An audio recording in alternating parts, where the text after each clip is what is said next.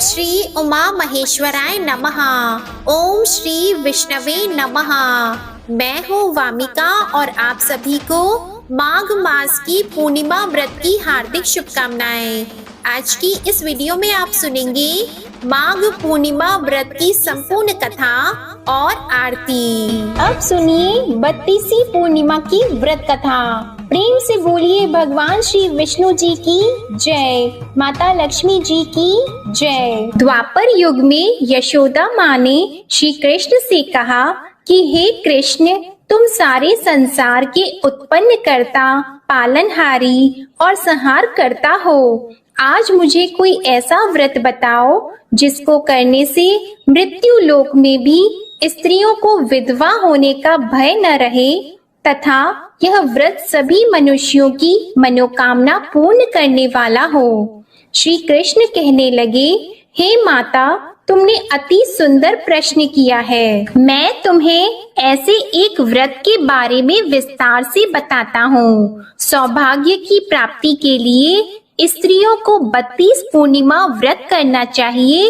इस व्रत को करने से स्त्रियों को सौभाग्य की प्राप्ति होती है। यह व्रत अत्यंत सौभाग्य देने वाला और भगवान शिव के प्रति भक्ति को बढ़ाने वाला है। यशोदा जी कहने लगी, हे कृष्ण, प्रथम इस व्रत को मृत्यु लोक में किसने किया था? इसके विषय में विस्तार से मुझे बताओ। श्री कृष्ण कहने लगे, इस भूमंडल पर अनेक प्रकार के रत्नों से परिपूर्ण कातिका नाम की एक नगरी थी। वहाँ चंद्रहास नामक राजा राज्य करता था। उसी नगर में धनेश्वर नाम का एक ब्राह्मण था और उसकी स्त्री अति सुशीला रूपवती थी। दोनों ही उस नगरी में बड़े प्रेम से रहते थे। घर में धन धान्य आदि की कोई कमी नहीं थी, परंतु उनको बहुत बड़ा दुख था कि उनकी कोई संतान नहीं है। एक समय एक बड़ा योगी उस नगरी में आया। वह योगी उस ब्राह्मण के घर को छोड़कर अन्य सभी घरों से भिक्षा लेकर भोजन किया करता था। वह रूपवती से कभी भिक्षा नहीं लेता था। एक दिन वह योगी रूपवती से भिक्षा न लेकर किसी अन्य घर से भिक्षा लेकर गंगा किनारे जाकर भीक्षण को प्रेम पूर्वक ग्रहण करने लगा कि धनेश्वर ने योगी का यह सब कार्य देख लिया। अपनी भिक्षा के अनादर से दुखी होकर धनेश्वर योगी से बोला, हे महात्मन, आप सब घरों से भिक्षा लेते हैं, परंतु आप मेरे घर की भिक्षा कभी नहीं लेते, इसका क्या कारण है? योगी ने कहा, निसंतान के घर की भीख पतितों के अन्न के तुल्य होती है और जो पतितों का अन्न खाता है वह भी पतित हो जाता है। क्योंकि तुम निसंतान हो, इसलिए पतित हो जाने के भय से मैं तुम्हारे घर की भिक्षा नहीं लेता। धनेश्वर योगी की यह बात सुनकर बहुत दुखी हुआ और हाथ जोड़कर योगी के पैरों में गिर गया और कहने लगा, हे महाराज, यदि ऐसा है तो आप पुत्र प्राप्ति का उपाय बताइए। आप सर्वज्ञानी हैं, मुझ पर कृपा कीजिए। हे भगवान, मेरे घर में धन की कोई कमी नहीं है, परंतु मैं पुत्र न होने के कारण अत्यंत दुखी हूँ। आप मेरे इस दुख का हरण करें, आप सामर्थ्यवान हैं। यह सुनकर योगी कहने लगा, हे ब्राह्मण, तुम चंडी की आराधना करो। घर आकर उसने अपनी पत्नी से सब वृतांत कहा और स्वयं तप करने के लिए वन में चला गया। वन में जाकर उसने चंडी की उपासना की और उपवास किए। चंडी ने 16वें दिन उसको स्वप्न में दर्शन दिया और कहा, धनेश्वर, जा, तेरे घर पुत्र होगा। परंतु वह 16 वर्ष की आयु में ही मृत्यु को प्राप्त हो जाएगा। यदि तुम दोनों पति पत्नी 32 पूर्णमासियों का व्रत विधि पूर्वक करोगे तो वह दीर्घ आयु हो जाएगा। जितनी तुम्हारी सामर्थ्य हो, आटे के दिए बनाकर शिवजी भगवान का पूजन करना, परंतु पूर्णमासी के व्रत 32 होने चाहिए। प्रातः काल होने पर इस स्थान के समीप तुम्हें आम का वृक्ष दिखाई देगा। उस पर चढ़कर तुम एक फल तोड़कर शीघ्र ही अपने घर चले जाना और अपनी पत्नी से सब वृतांत कहना। ऋतु स्नान के पश्चात वह स्वच्छ होकर श्री शंकर भगवान का ध्यान करके उस फल को खा लेगी। शंकर भगवान की कृपा से उसको गर्भ हो जाएगा। जब वह ब्राह्मण प्रातः काल उठा तो उसने एक स्थान के पास ही आम का वृक्ष देखा, जिस पर एक अत्यंत सुंदर आम का फल लगा हुआ था। उस ब्राह्मण ने उस आम के वृक्ष पर चढ़कर फल को तोड़ने का प्रयत्न किया, परंतु वृक्ष पर कई बार प्रयत्न करने पर भी वह चढ़ नहीं पाया। तब उस ब्राह्मण को बहुत चिंता हुई। तब विघ्न विनाशक श्री गणेश भगवान की वंदना करने लगा।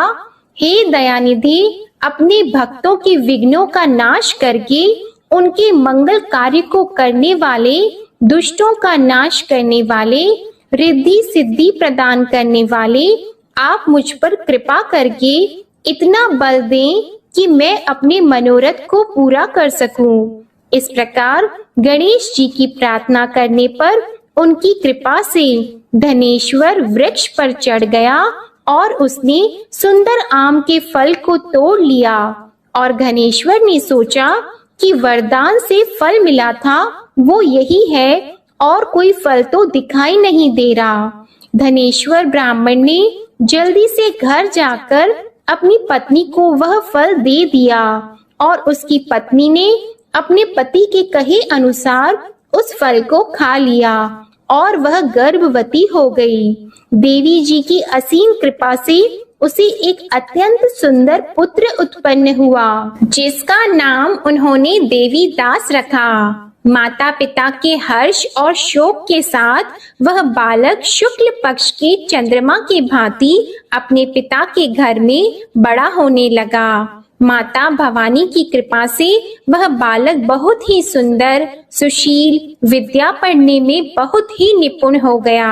दुर्गा जी की आज्ञा अनुसार उसकी माता ने 32 पूर्णमासी का व्रत रखना आरंभ कर दिया, जिससे उसका पुत्र बड़ी आयु वाला हो जाए। 16वां वर्ष लगते ही देवी दास के माता पिता को बड़ी चिंता हो गई कि कहीं उनके पुत्र की इस वर्ष मृत्यु न हो जाए। इसलिए उन्होंने अपने मन में विचार किया कि यदि यह दुर्घटना उनके सामने हो गई तो वे कैसे सहन करेंगे। इसलिए उन्होंने देवी दास के मामा को बुलाया और कहा, हमारी एक बहुत बड़ी इच्छा है कि देवी दास 1 वर्ष तक काशी में जाकर विद्या अध्ययन करे और उसको अकेला भी नहीं छोड़ना चाहिए। इसलिए साथ में आप चले जाएं और 1 वर्ष के पश्चात इसको वापस ले आना। सब प्रबंध करके उसके माता पिता ने काशी जाने के लिए देवी दास को एक घोड़े पर बिठाकर उसके मामा के साथ भेज दिया, परंतु यह बात उसके मामा या किसी और से नहीं बताई। धनेश्वर तथा उसकी पत्नी ने अपने पुत्र की मंगल कामना तथा दीर्घ आयु के लिए भगवती दुर्गा की आराधना और पूर्णमासियों का व्रत करना आरंभ कर दिया। इस प्रकार बराबर 32 पूर्णमासी के व्रत को उन्होंने पूरा किया। कुछ समय पश्चात एक दिन वह मामा और भांजा मार्ग में रात बिताने के लिए किसी गांव में ठहरे हुए थे। उस दिन उस गांव में ब्राह्मण की अत्यंत सुंदर, सुशीला और गुणवती कन्या का विवाह हो रहा था। जिस धर्मशाला के अंदर वर और उसकी बारात ठहरी हुई थी, उसी धर्मशाला में देवी दास और उसके मामा भी ठहरे हुए थे। संयोगवश कन्या को तेल आदि चढ़ाकर मंडप आदि का कार्य किया गया तो लग्न के समय वर को धनुर्वात हो गया। इसलिए वर के पिता ने अपने कुटुंबियों से विमर्श करके निश्चय किया कि यह देवी दास मेरे पुत्र जैसा ही सुंदर है, मैं इसके साथ ही लग्न करवा दूं और बाद में विवाह के अन्य कार्य मेरे लड़के के साथ हो जाएंगे। ऐसा सोचकर देवी दास के मामा से जाकर बोला कि तुम थोड़ी देर के लिए अपना भांजा हमें दे दो, जिससे विवाह के लग्न का सब कार्य सुचारू रूप से हो सके। तब देवीदास का मामा कहने लगा, जो कुछ भी वधू पक्ष से कन्यादान के समय वर को मिले वह सब हमें दे दिया जाए, तो मेरा भांजा इस बारात का दूल्हा बन जाएगा। यह बात वर के पिता ने स्वीकार कर लेने पर उसने अपना भांजा वर बनने के लिए भेज दिया और उसके साथ सब विवाह कार्य विधि पूर्वक संपन्न हो गए। पत्नी के साथ वह भोजन करने के पश्चात बहुत उदासीन और दुखी हो गया। उसने सब बातें जो वर के पिता और उसके मामा में हुई थी लड़की को बता दी। तब कन्या कहने लगी कि यह ब्रह्मा विवाह के विपरीत कैसे हो सकता है। देव, ब्राह्मण और अग्नि के सामने मैंने आपको ही अपना पति माना है, इसलिए आप ही मेरे पति हैं। मैं आपकी ही पत्नी रहूंगी, अन्य किसी की नहीं। देवीदास ने कहा, ऐसा मत करिए, क्योंकि मेरी आयु बहुत कम है। मेरे पश्चात आपकी क्या गति होगी, इन बातों को अच्छी तरह विचार कर लो।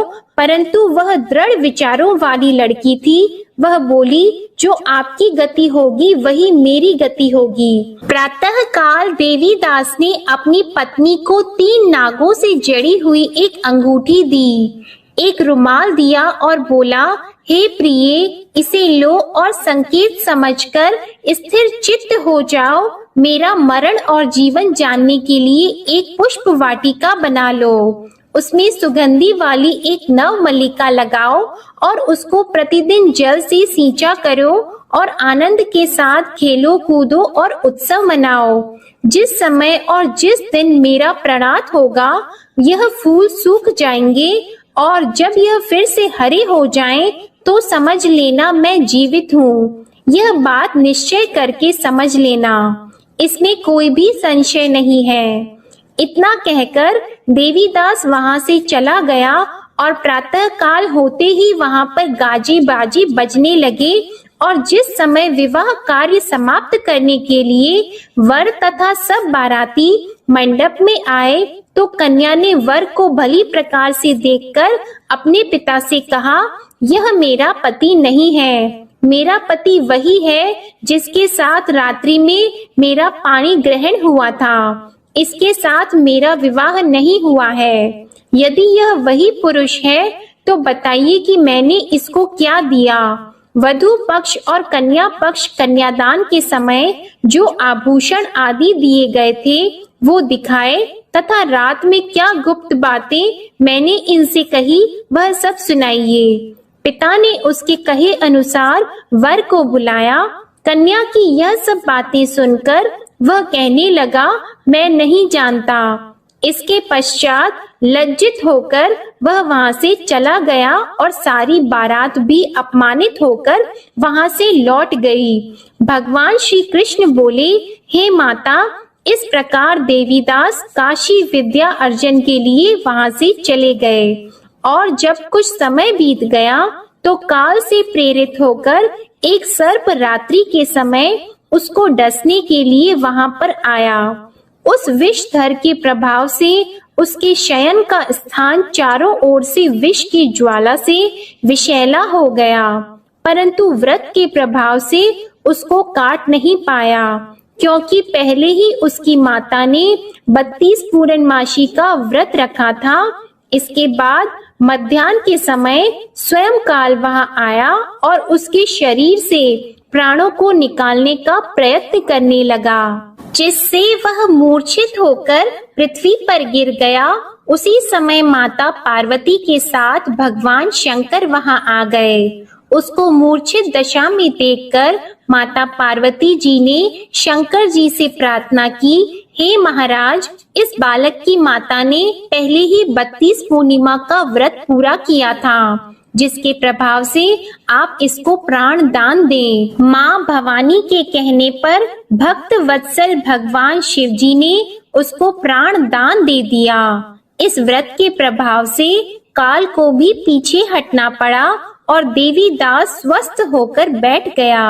उधर उसकी पत्नी उसके काल की परीक्षा किया करती थी। जब उसने देखा उस पुष्प वाटिका में पुष्प कुछ भी नहीं रहे तो उसको अत्यंत आश्चर्य हुआ, लेकिन जब वह जैसे ही हरी भरी हो गई तो वह जान गई कि अब उसका पति ठीक ठाक है, वह जीवित हो गया है। यह देखकर वह बहुत प्रसन्न हो उठी। अपने पिता से कहने लगी, पिताजी मेरे पति जीवित हैं, आप उनको ढूंढिए। जब 16वां वर्ष व्यतीत हो गया तो देवीदास भी अपने मामा के साथ काशी से चल गया। इधर उसके ससुर उसको ढूंढने के लिए अपने घर से जाने ही वाले थे कि वे दोनों मामा भांजा वहां पर आ गए। उनको आया हुआ देखकर उनके ससुर को बड़ी प्रसन्नता हुई और वह उन्हें अपने घर ले गए। उस समय नगर के निवासी भी वहां इकट्ठे हो गए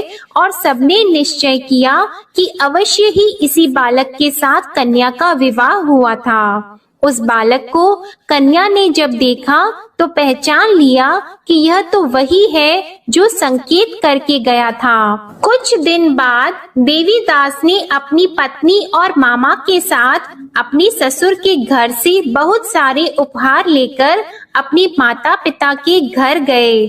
अपने गांव के निकट पहुंचने पर कई लोग उसके माता पिता को पहले ही खबर देने चले गए कि तुम्हारा पुत्र देवीदास अपनी पत्नी और मामा के सहित आ रहा है। ऐसा समाचार सुनकर माता पिता को विश्वास नहीं हुआ, परंतु जब और लोगों ने भी आकर यही बात उन्हें बताई तो उनको बड़ा आश्चर्य हुआ।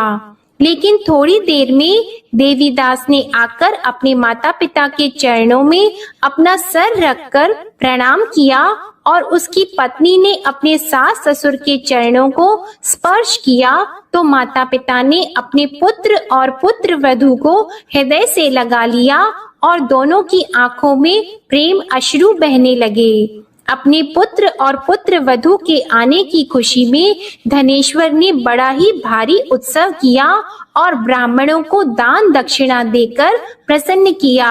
श्री कृष्ण भगवान कहने लगे, इस प्रकार धनेश्वर 32 पूर्णमासियों के व्रत के प्रभाव से पुत्रवान हो गया।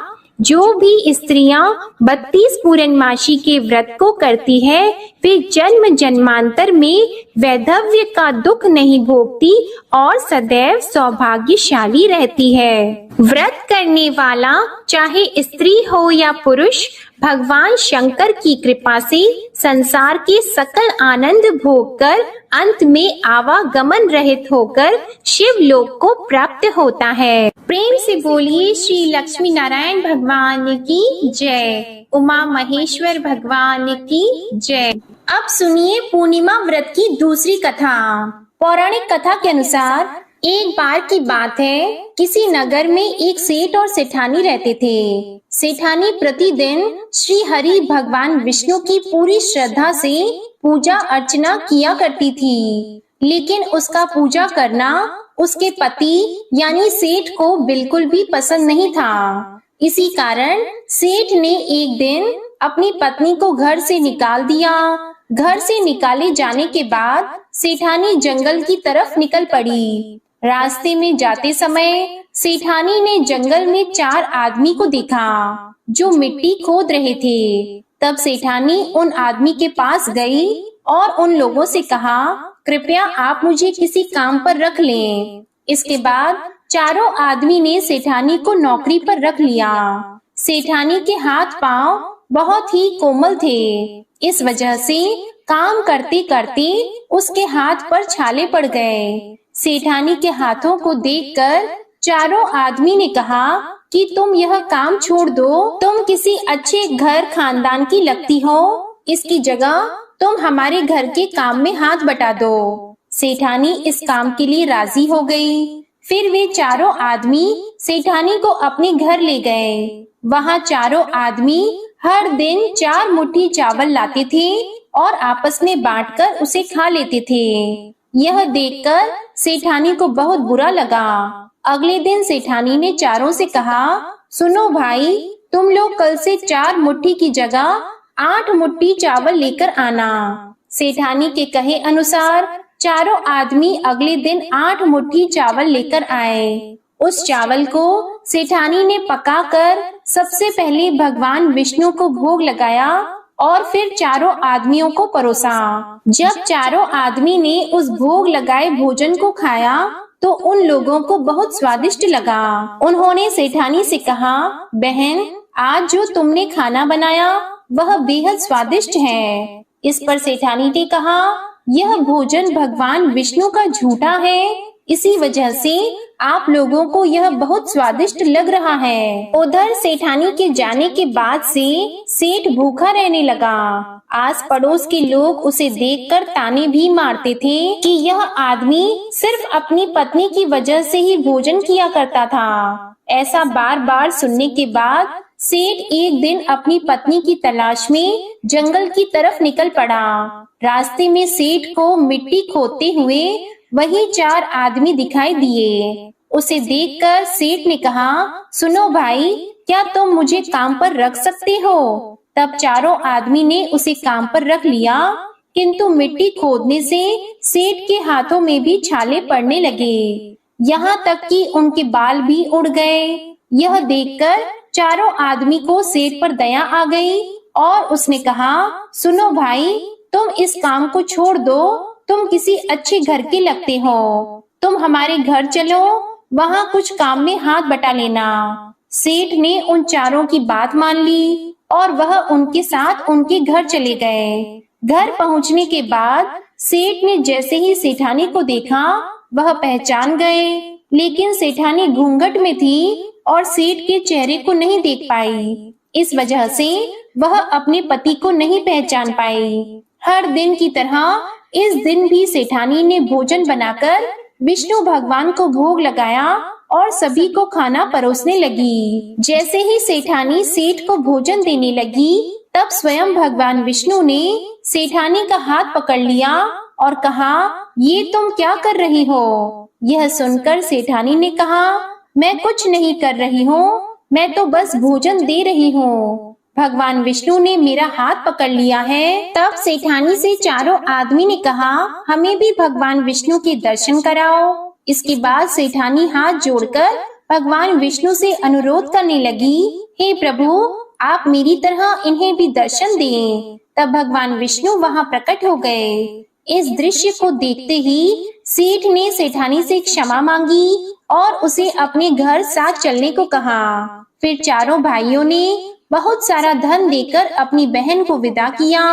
इस घटना के बाद से सेठ भी भगवान विष्णु के भक्त बन गए और उनकी श्रद्धा पूर्वक पूजा करने लगे। ऐसा करने से सेठ सेठानी के घर फिर से धन की वर्षा होने लगी। मान्यता है कि पूर्णिमा का व्रत रखकर इस कथा को सुनने से भगवान श्री विष्णु जी की कृपा से सभी के घर धन धान्य से भर जाते हैं और सभी के दुख दूर होते हैं। प्रेम से बोलिए भगवान श्री विष्णु जी की जय। अब सुनिए विष्णु भगवान की आरती। जय जगदीश हरे स्वामी, जय जगदीश हरे, भक्त जनों के संकट क्षण में दूर करे।